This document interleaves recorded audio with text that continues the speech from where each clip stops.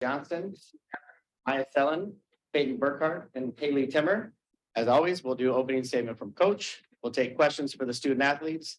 Once we dismiss the student athletes, we'll get back to questions for coach. Please state your name and organization that you're with prior to questions. Go ahead with your opening statement, coach. Well, congratulations to Omaha on a really good run in the tournament. Second time they've been to the finals in a short period of time. So definitely a program that's on the rise, and they played very well here. Just want to say thanks to everybody in Sioux Falls. Obviously, it was a great tournament. We obviously love being here. Appreciate the hospitality. Fans were fantastic throughout the tournament and meant so much to us too. And then just really excited, happy, proud of our team. I thought we played incredible basketball here over the last several weeks, not just this weekend. Early this week, we played well for a long period of time, and that's taken a lot of focus and concentration and effort. And at times out there, it looked like things just kind of rolled. But I think, we would all agree up here that there's a lot that goes into getting to that point. So really happy for him to have a chance to go back to the NCAA tournament. Happy for him to have a chance to win this tournament here today, and really looking forward to what comes next. Go ahead with questions for the student athletes. Skylar Jackson from the Collegian. Maya, the past few years for you have been, kind of a difficult road. You deal with a couple of season-ending injuries. You lose to USD last year. Just overall, what does this moment mean to you?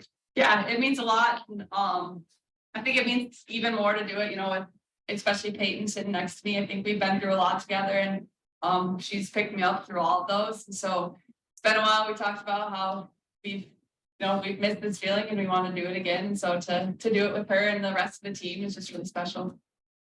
There being a day breaking down, Peyton, just seeing Maya come back from those injuries and just how the season went, how excited are you to go to the NCAA here? Yeah, I mean, Maya's just one of those people that she's gonna find a way. She's always gonna be hardworking, putting in those extra hours, and when she wasn't able to be on the court, being the leader in that way. So I'm just really proud of her for all she's overcame in our career here, and I'm really excited that we got to finish the way we did, but also that we get to keep going and playing together. So Zach Moore, Dakota News Now. Everyone outside of this program kind of thought this was inevitable, like beating every team here pretty badly during the regular season. How did the team though kind of come together and avoid the distractions, play its best basketball, and live up to the high expectations, not overlook anybody on the road? yeah, I think we know better than anyone that anything can happen at this time of year, and so we obviously were really proud of what we were able to do at the regular season, but we weren't satisfied with just that. We still wanted to come in and be focused for the tournament, and I thought we did a really good job of that.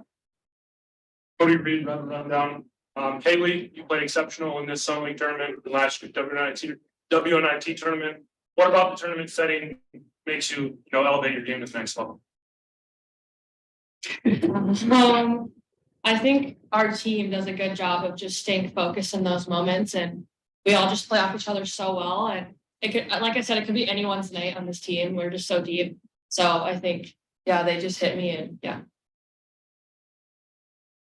Andrew Goldenberg, News Register. Maya and Peyton, you guys were on the team that went to the Sweet 16 in 2019. Do you feel like this team is sort of similar to that, where you guys could make a run in the NCAA tournament? Yeah, I think this team has a lot of potential. I mean, like Timmer said, we're really deep. We're really focused this time of year, and we're just ready to go. Willing to take any punches that are thrown at us. And I think being able to come out on top in this tournament definitely put our foot in the right direction, and we're ready to go. Matt Zimmer, Sioux Falls Live. Haley, for as much success as you guys have had the last few years, pretty sure Maya and Peyton are the only ones that have won a Summit League tournament. What's it like for you and some of your younger teammates to win this tournament in this environment? Yeah, it's special. Especially coming back after last year and falling short. It means a lot. This team has worked so hard to get here, so a lot of it's behind the scenes, but I'm just so proud of this group and just excited to see what we can do going forward. Haley, Peyton, and Maya, congratulations. You guys get back to the locker room. Thank you.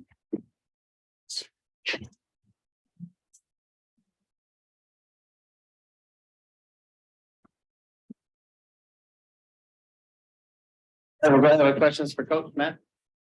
You guys made this look really easy, and I know you alluded to it a second ago that there's stuff that goes on behind the scenes that it's not that easy, but it looked really easy. How was it not easy?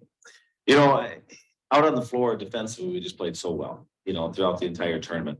And we've had really good defensive teams. I don't like to rank things, but I can't remember a defensive team better than this team. Whatever our best is, this is one of them. And that can sometimes make it seem like things are easier than they are, but ultimately it is hard to defend as well as we did for 3 straight days at that level. And people see it, we're not hiding anything, but we try and switch a lot of different screens. We have a lot of different, things that we can do because of the experience and leadership that we have. Maya and Tori and Callie and Peyton, Drew, they just see things so well out there on the floor and get people in the right spots and can adjust and they can watch film and process things without having to go in and practice it for 20-30 minutes. They just do such a good job. And our young players, Paige and Haley were exceptional defensively too. But that, returning group that just understands what we're trying to get done, they can make it seem easier than it probably is, but we can do a lot of things defensively that they allow us to do. Coach, 53% shooting coming into this game in the tournament, 62% today. Have you seen an offensive team just dominate like that in a tournament setting? No, I don't know that we have. It's just hard. I mean, there's a lot of pressure out there. They're playing teams that are playing well and advancing.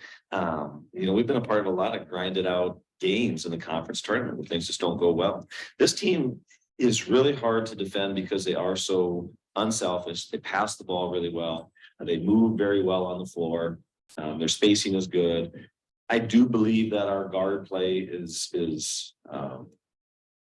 a huge positive for this year's team.